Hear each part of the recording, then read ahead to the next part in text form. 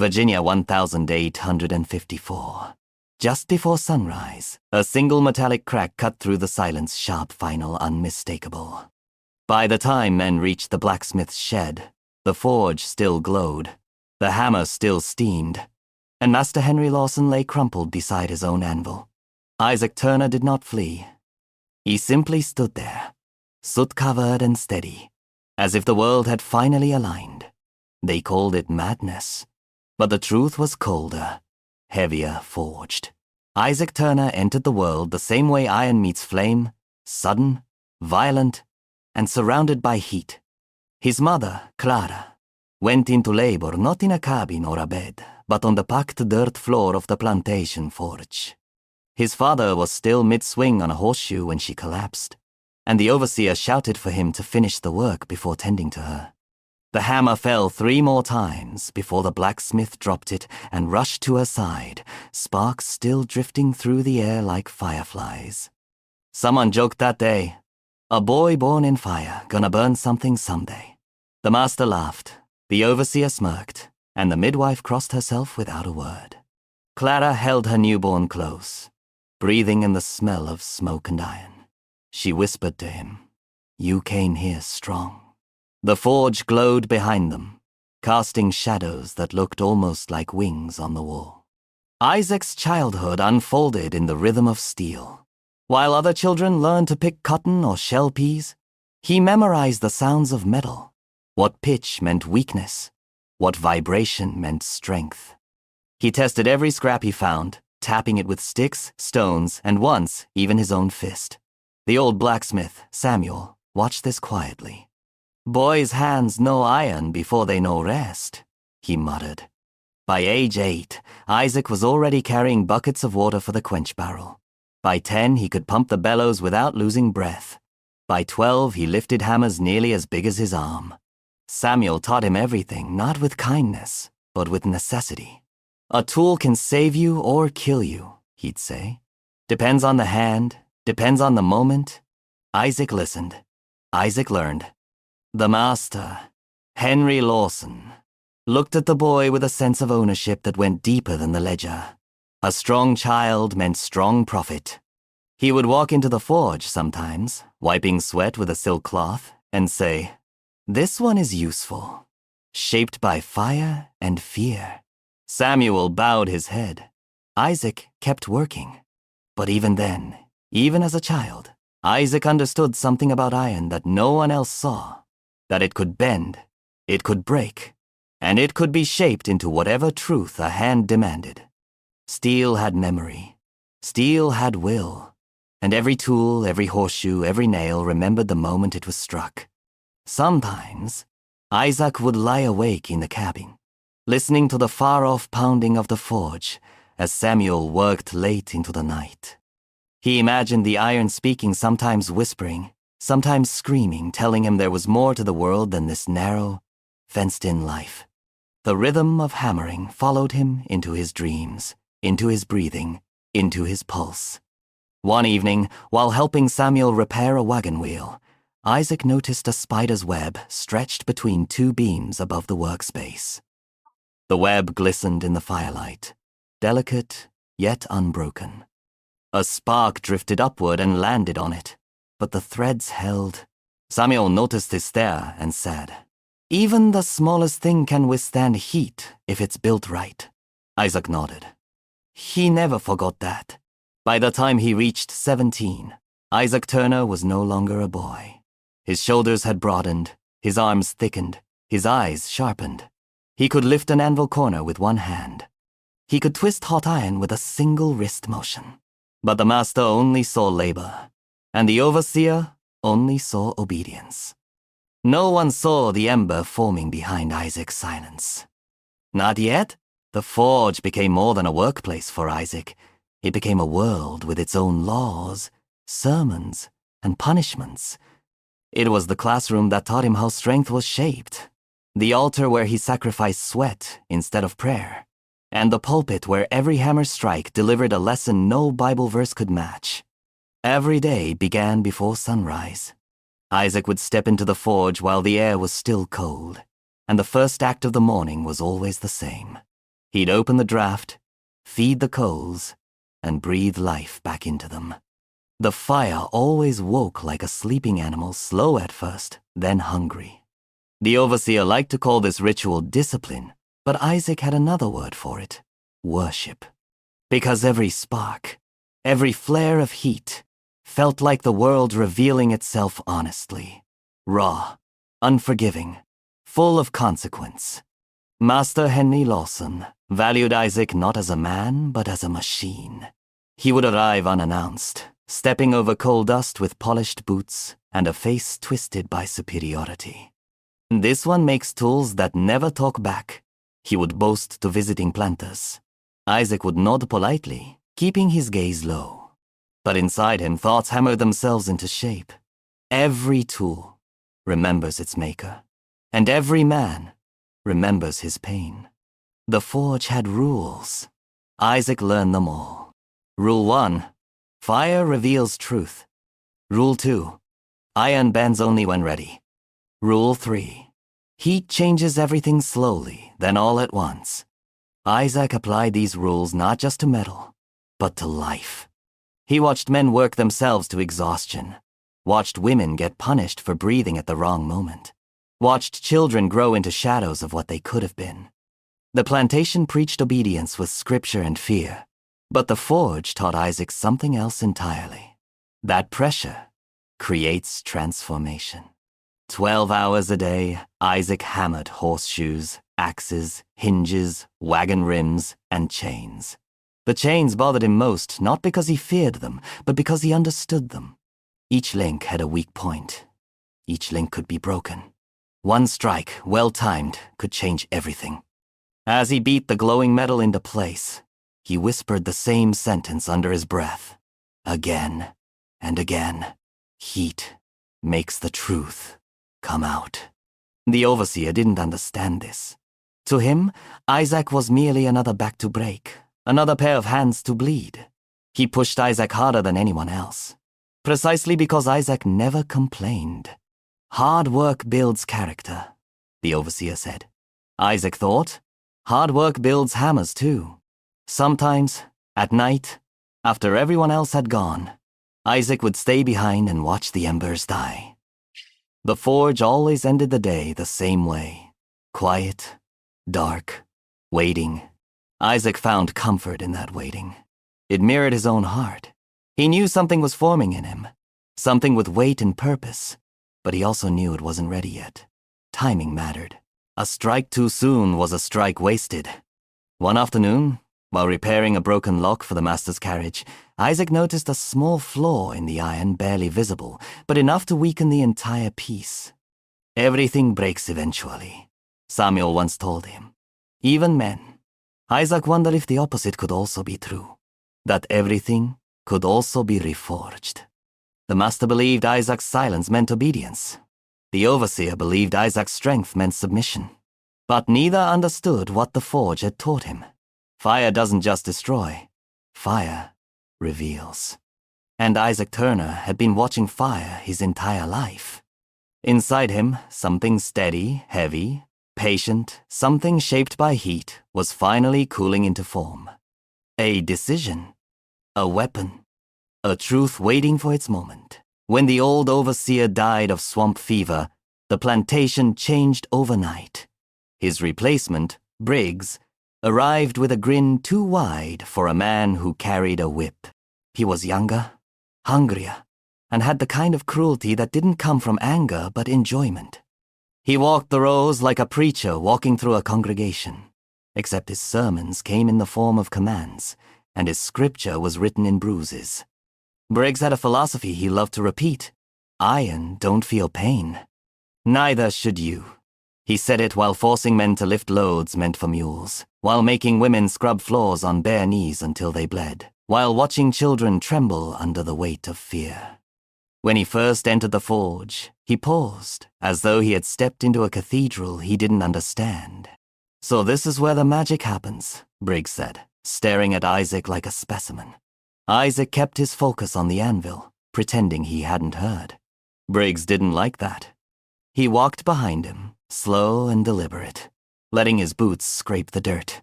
Ain't no one too quiet, he muttered. Quiet means thinking. Thinking means trouble. He ordered Isaac to reforge broken chains at midnight chains worn by men who had collapsed under the day's labor. Briggs would lean against the doorway with his arms folded, watching Isaac sweat through the long hours. He wasn't there to supervise. He was there to savor. The more Isaac worked, the more Briggs smiled. One night, Briggs grabbed a handful of hot coals from a shovel and tossed them at Isaac's feet. The sparks exploded upward. "Dance, blacksmith!" he shouted. Isaac didn't move. He stood still, eyes fixed on the glowing embers rather than the man. The skin on his ankle burned, but he refused to lift his foot. Something inside him cooled like molten steel that suddenly hardens. Briggs wasn't angered by Isaac's silence. He was intrigued. He began visiting the forge more frequently, not to enforce rules, but to provoke Isaac. He would comment on the tools, handle the hammers, even touch the anvil as if he owned the heat itself. "You're strong," Briggs told him one evening. "But strength ain't worth nothing without fear." Isaac didn't answer. He didn't need to. Briggs wasn't interested in conversation, he was interested in control. That winter, the overseer's cruelty deepened. He punished minor mistakes with lashes, invented rules just to break them, and laughed when men collapsed. Isaac watched the suffering, absorbing it all in a silence that was beginning to sharpen into something else. The forge, once a place of learning and rhythm, became something darker under Briggs's watch. Isaac no longer felt the comfort of the flames. The fire still taught, still whispered, but its lessons changed. It spoke of endurance, of timing, of pressure applied at the exact moment it matters. The overseer did not fear the fire. He feared what Isaac might become through it. And in that fear, Briggs made the mistake that would cost him everything. He believed Isaac's quiet meant compliance. He believed a man shaped by fire could be broken by cruelty. But Isaac Turner was not iron waiting to bend. He was heat waiting to strike. Ruth was the kind of woman whose presence softened even the harshest corner of the plantation. She worked in the main house, polishing silver that she was never allowed to touch as a guest, serving meals she was never allowed to taste. She moved with quiet grace, her eyes seeing everything, yet revealing nothing. Her silence wasn't fear, it was survival. She and Isaac had grown up together, chasing fireflies in secret corners of the yard before adulthood divided their worlds. As they grew older, their conversations became shorter but heavier, each word carrying an unspoken truth. They were bound by the same soil, the same restrictions, the same invisible cage. Ruth knew Isaac better than anyone. She saw the change in him long before anyone else did. The way his shoulders tensed, not from labor but from thought. The way he stared at the forge like it held answers. The way his silence grew deeper, heavier, almost metallic. One night, after curfew, Ruth found him still in the forge. The room glowed with a soft burn of dying embers. Isaac stood beside the anvil, the hammer resting loosely in his hand, as though it had been waiting for someone to notice. "You're shaping something that's not metal," she whispered. Isaac didn't turn around. His voice was steady, almost gentle. "You can't shape air, Ruth, but you can shape choices," she replied. "And yours is already forming." Isaac exhaled, long and tired. "Everything on this place has a master," he said. "Even the fire." Ruth stepped closer, her fingers grazing the edge of the anvil. "Fire listens," she said softly, "but it answers to the one who knows when to strike." She looked at the hammer in his hand. "And that hammer's been waiting longer than you have." He finally turned to her. For a moment, the walls of the forge held their breath. Isaac's eyes, usually steady and unreadable, carried a storm behind them. Ruth saw pain, exhaustion, and a quiet fury that had cooled into resolve. "You can't be near this," Isaac said. If anything happens," she interrupted. "It already happened the moment they decided your life was theirs to break." He lowered the hammer, placing it gently on the anvil. "I ain't looking for trouble. But trouble's looking for you, Ruth said, and it's wearing Briggs' smile. Silence settled between them, not empty silence, but full, heavy, ready. The forge crackled as a spark rose and died, like a tiny omen. Ruth touched his arm just briefly. Whatever you're shaping in here, she whispered, I hope it frees you. Isaac swallowed hard. Freedom don't come easy. No, she said, but neither does iron. She left the forge quietly, her footsteps fading into the night. Isaac stood alone with the dying fire, the hammer beside him like a heartbeat waiting to begin. He looked at the doorway where Ruth had disappeared, then at the shadows on the wall, then at his own hands built by labor, tempered by heat, and soon, perhaps, destined for judgment. He didn't know yet what he would do, but something in the room did, because even in the quiet, the anvil hummed, and the hammer waited. Winter arrived like a clenched fist. Frost hardened the soil, cold wind cut through the cabins, and every breath tasted of iron. On the Lawson plantation, hardship always intensified. In the cold, work doubled, food halved, tempers sharpened. But that winter, something else hung in the air. Fear. Henry Lawson, the master, had taken sick, though no one called it illness. They called it what it was, rot, disguised as sickness. Rot born from drink, greed, and debts he couldn't pay. With Lawson bedridden, Briggs tightened his rule like a vice. He pushed the men until their knees buckled, whipped them for slowing, punished them for shivering. The forge became Isaac's prison. Day and night, Briggs brought him broken tools, holes snapped in half, wagon hooks twisted like rope, locks shattered from overuse. Isaac repaired everything without question, hammer rising and falling like a drum at a funeral. One morning, as ice crunched beneath boots, Briggs slammed a plow onto the forge table. Lazy craftsmanship, he spat. You made this. You fix it. Isaac stared at the plow. He hadn't forged it. He knew why it had snapped. Overworked oxen, muddy paths, cold metal struck too fast. But truth didn't matter to Briggs. When Isaac didn't answer quickly enough, Briggs called the others. Men gathered outside the forge, watching with dread as the overseer's whip uncoiled like a serpent. Strip, Briggs ordered. Isaac removed his shirt. The cold struck his skin like a slap.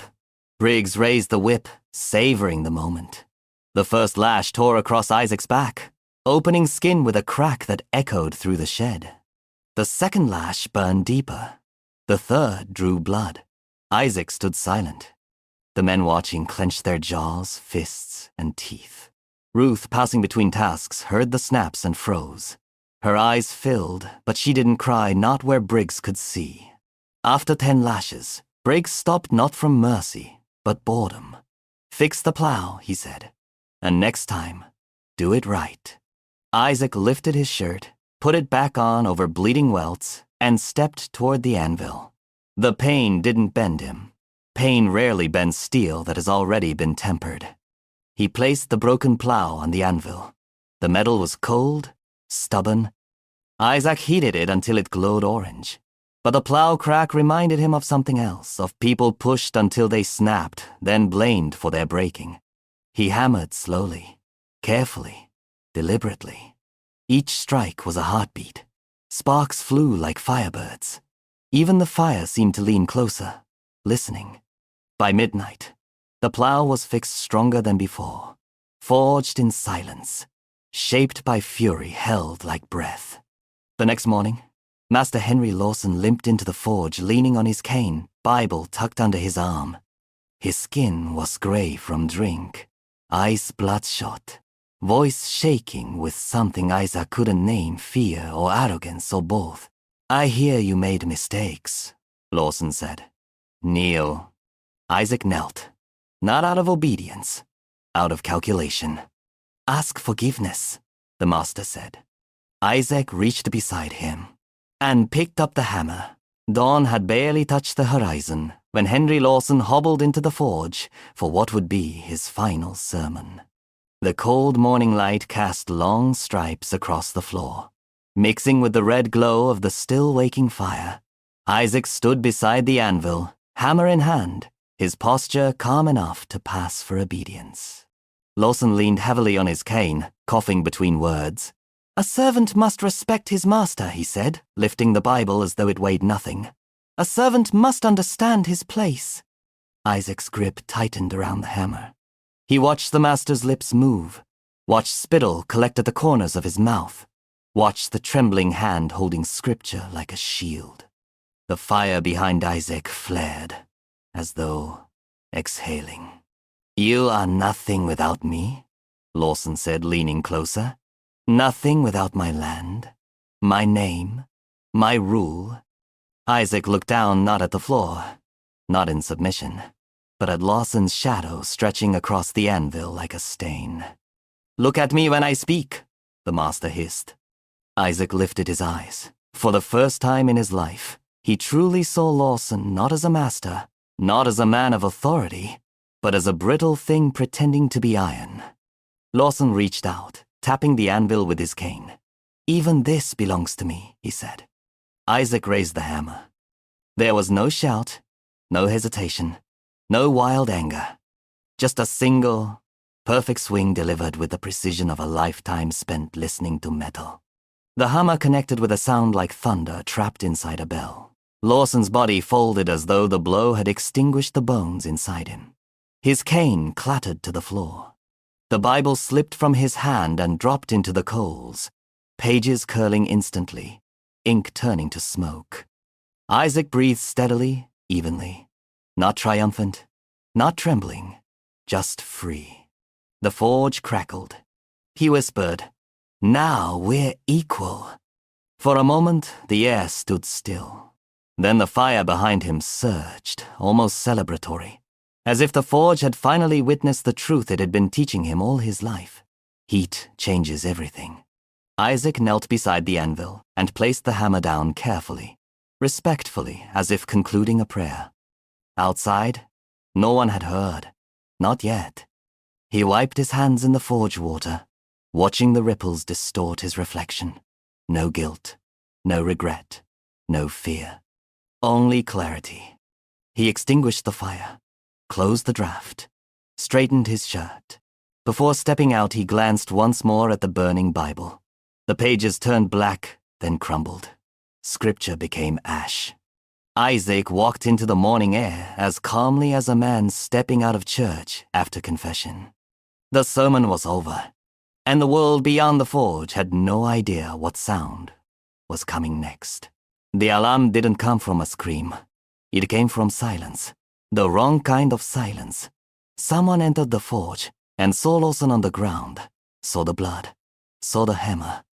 By the time the shock reached their throat, Isaac Turner was already gone. Briggs was the first to understand what had happened. His rage wasn't fear, it was wounded pride.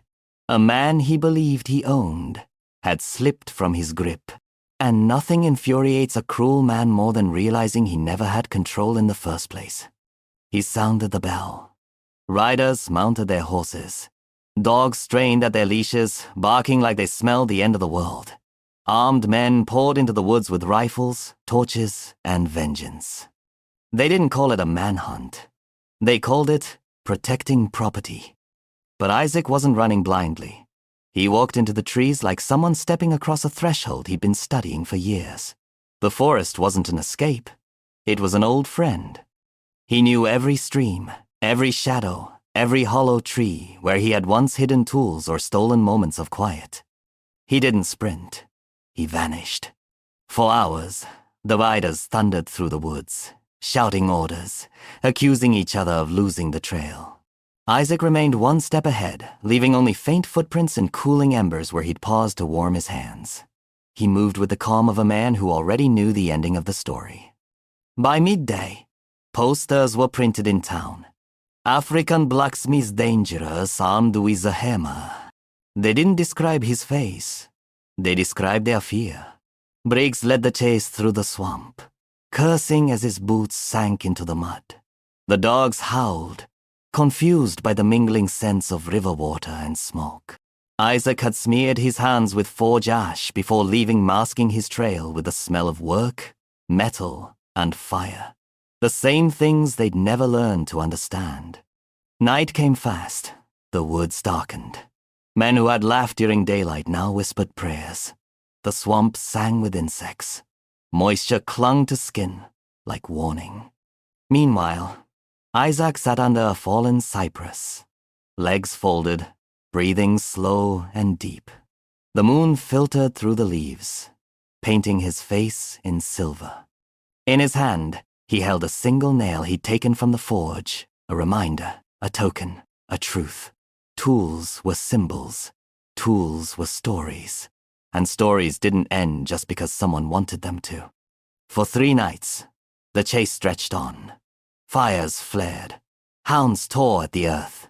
Men shouted scripture into the dark, hoping their own voices would drown their terror. But Isaac was already beyond their reach. Not physically, he was still in the swamp, but spiritually. Something in him had crossed a line that couldn't be uncrossed. Briggs, losing patience, stood on a ridge and screamed into the night. "Turner! You can't hide forever!" Isaac heard him.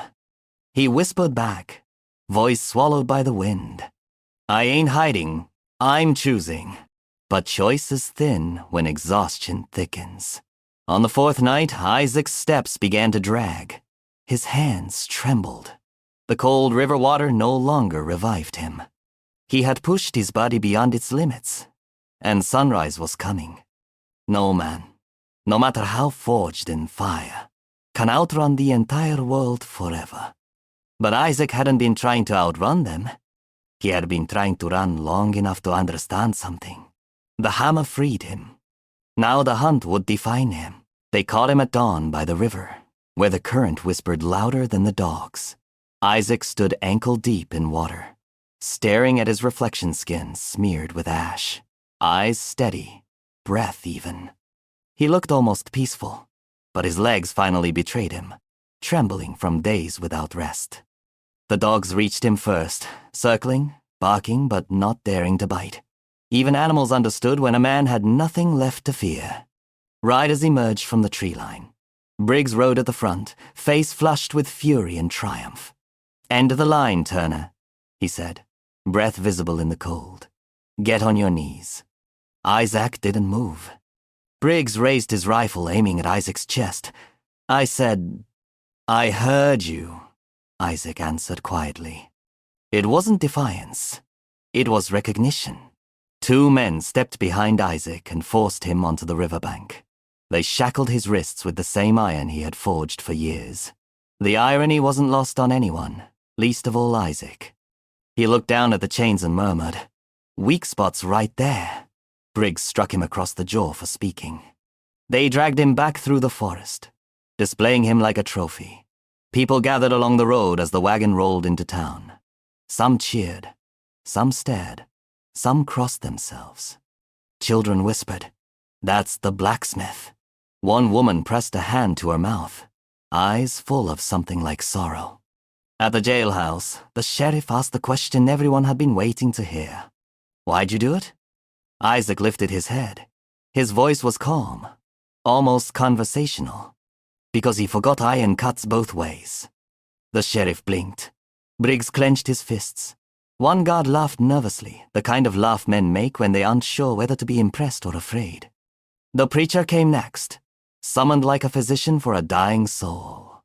He carried a Bible and an air of self-importance. "Son," he began, "redemption is still possible. If you confess." "Confess what?" Isaac asked. "That you sinned." Isaac studied him. "Against who?" The preacher hesitated a single second, but enough for the truth to show. Isaac smiled, just faintly. "That's what I thought." Word spread quickly. The blacksmith wasn't broken. Not in body, not in spirit, and something about that terrified them more than the hammer ever had. They put him in a barred wagon and paraded him through the streets one last time. Briggs rode alongside, whipping the horses faster, eager to show the world he'd won. But Isaac sat upright, unbowed. Chains rattled with each bump, but his posture never slumped. He looked not like a criminal, but like a man who had finally laid down a burden. As they passed the courthouse, an old man spat at his feet. Isaac didn't react. As they passed the church, women clutched their children tighter. As they passed the blacksmith's tools hanging in a shop window, Isaac closed his eyes briefly, like greeting an old friend. They locked him in the jail at dusk. The room smelled of mildew and fear. But Isaac sat calmly, back against the wall, hands heavy with shackles. Outside, the town quieted. Inside, Isaac breathed the same way he had at the river. Slow, steady, unbroken. They caught his body. But his freedom had already happened. And that frightened them most of all. They did not kill Isaac Turner immediately. That would have been too simple, too clean, too merciful. Instead, they made him work. The jail's workshop was little more than a dirt floor under a leaking roof, but the guards dragged in broken farm tools as if presenting offerings. Shovels snapped in half, sickles dulled from years of misuse, horseshoes bent out of shape, they piled them at his feet. Isaac stared at the heap of metal like a man looking at familiar ghosts. "You'll fix these," the sheriff said. "Work till the rope's ready." A few guards snickered. Isaac didn't. He simply nodded once and stepped toward the forge. If the plantation forge had been a place of oppression, this one was something else entirely quiet, hollow, stripped of purpose. The fire coughed rather than roared, the bellows wheezed like dying lungs. But Isaac fed the coals anyway. He rolled up his sleeves. He lifted the hammer. The moment he struck the first tool, the guards fell silent. Even chained, even starved, even bruised, Isaac moved with the calm certainty of a man returning to his element. Sparks rose like tiny prayers. The sound of iron meeting iron filled the workshop steady, rhythmic, impossible to ignore. One guard whispered, "Why is he walking like that? Like it matters?" Isaac overheard.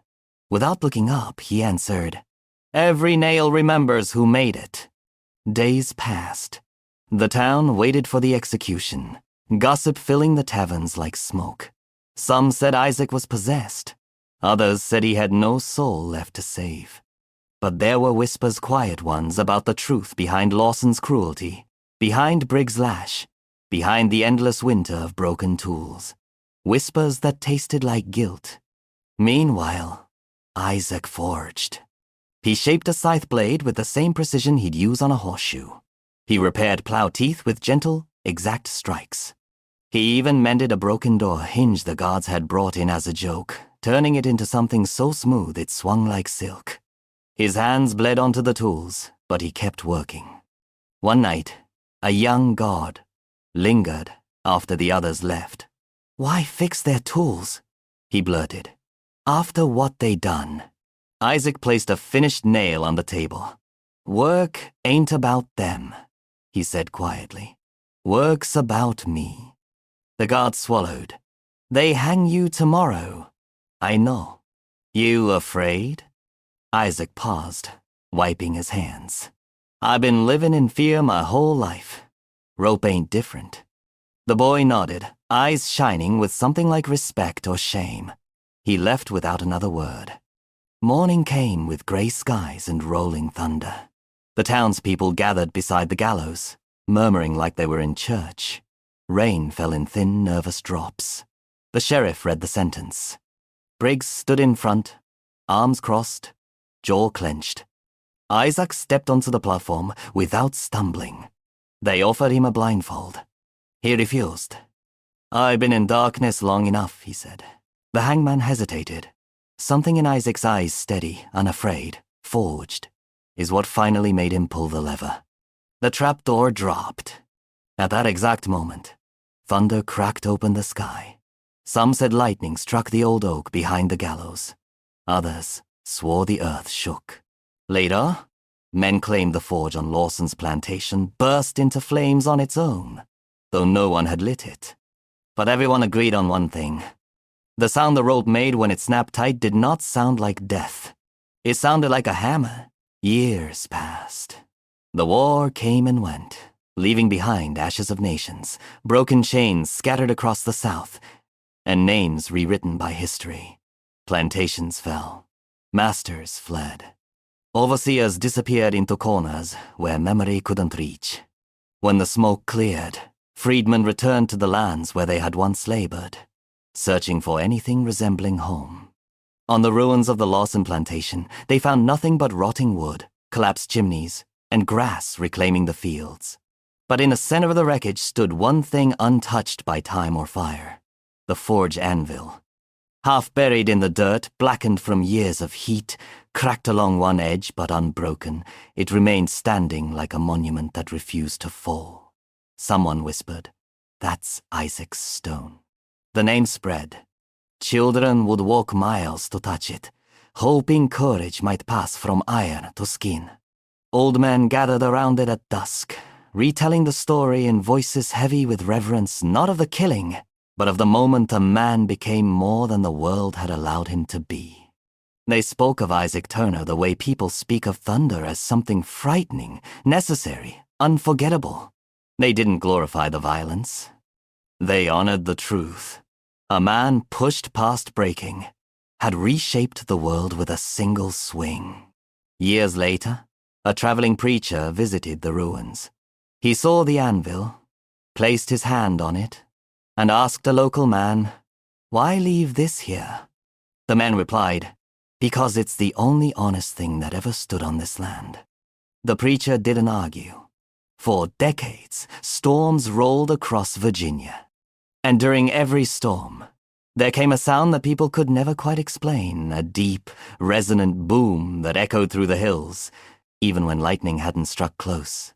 Some said it was just thunder. Others said the sky was remembering.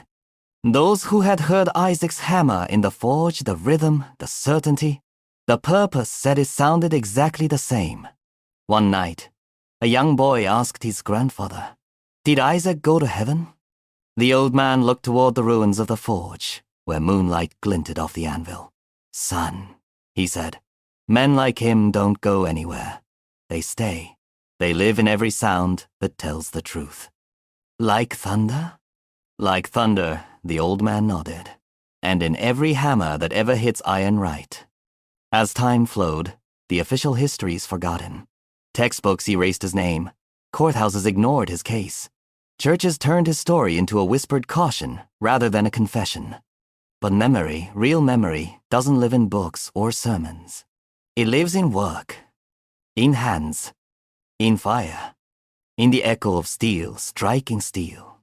And on stormy nights, when lightning turned the sky white for a heartbeat, the people living near the old Lawson land swore they could see, just for a flickering moment, the shape of a man at a forge, broad-shouldered, steady, lifting a hammer that glowed like sunrise. Then the vision would fade, leaving only the sound. A single blow, heavy, certain, free. Some names die quietly.